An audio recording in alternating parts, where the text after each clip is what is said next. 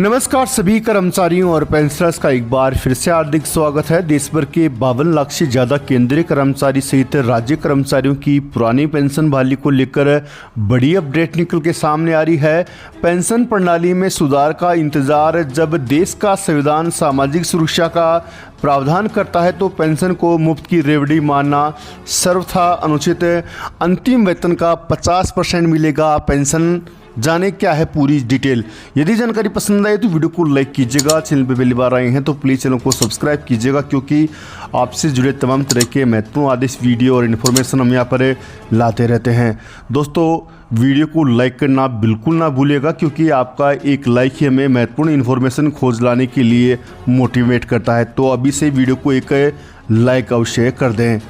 केंद्रीय वित्त मंत्री निर्मला सीतारमण ने पिछले वर्ष सरकारी कर्मचारियों के लिए राष्ट्रीय पेंशन प्रणाली यानी एनपीएस में सुधार करने के लिए एक समिति के गठन की घोषणा की थी। सरकार ने यह कदम गैर भाजपा दलों द्वारा शासित राज्यों छत्तीसगढ़, झारखंड, राजस्थान, पंजाब, कर्नाटक और हिमाचल प्रदेश द्वारा पुरानी पेंशन योजना यानी ओपीएस को अपनाने के बाद उठाया था। परंतु 18 माह बाद भी समिति की रिपोर्ट का कुछ भी अता पता नहीं है। बीते कुछ समय से केंद्र एवं राज्य सरकारें के 6 करोड़ से अधिक कर्मचारी एनपीएस को खत्म करने और पुरानी पेंशन योजना के तहत पेंशन बहाल करने के लिए संघर्ष कर रहे हैं। पुरानी पेंशन की मांग करने वाले कर्मचारियों की सिर्फ इसलिए अनदेखी नहीं की जानी चाहिए कि किसी एक लोकसभा या विधानसभा सीट पर वे जीत हार तय करने की स्थिति में नहीं हैं।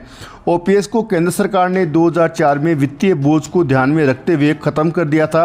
बाद में इसे राज्यों ने भी अपना लिया था। ओपीएस के तहत कर्मचारियों को रिटायरमेंट के बाद उनके अंतिम वेतन का आधा हिस्सा पेंशन के तौर पर मिलता है, जबकि एनपीएस में कर्मचारी के मूल वेतन का 10% हिस्सा काटा जाता है और सरकार भी उसके मूल वेतन के 14% का योगदान देती है, जिसे शेयर बाजार में लगाया जाता है। एनपीएस में महंगाई भत्ता और वेतन आयोग का फायदा नहीं मिलता है। नई पेंशन योजना शेयर बाजार आधारित है, इसका भुगतान बाजार पर निर्भर करता है। वास्तव में यह अमेरिकी मॉडल पर आधारित योजना है, जिसे आम भाषा में निजी पेंशन कह सकते हैं।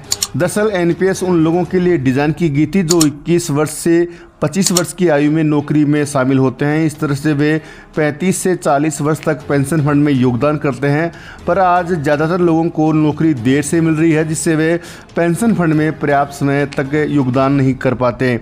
आजकल तमाम विभागों में संविदा पर भर्ती होने और देर से नियमित होने के कारण भी कर्मचारियों की सेवानिवृत्ति महज 10 से 15 वर्षों में ही होती जा रही है, और कई बार एनपीएस अकाउंट खुलने में ही वर्षों लग जाते हैं। इस अवधि में न तो कर्मचारी योगदान कर पाता है, न ही नियोक्ता। लिहाजा एनपीएस को लेकर कर्मचारियों की आशंका अब सच साबित होती दिखाई दे रही है। 2 लाख रुपए मासिक वेतन पाने वालों की 5 से 10 हज़ार रुपये तक पेंशन बन रही है।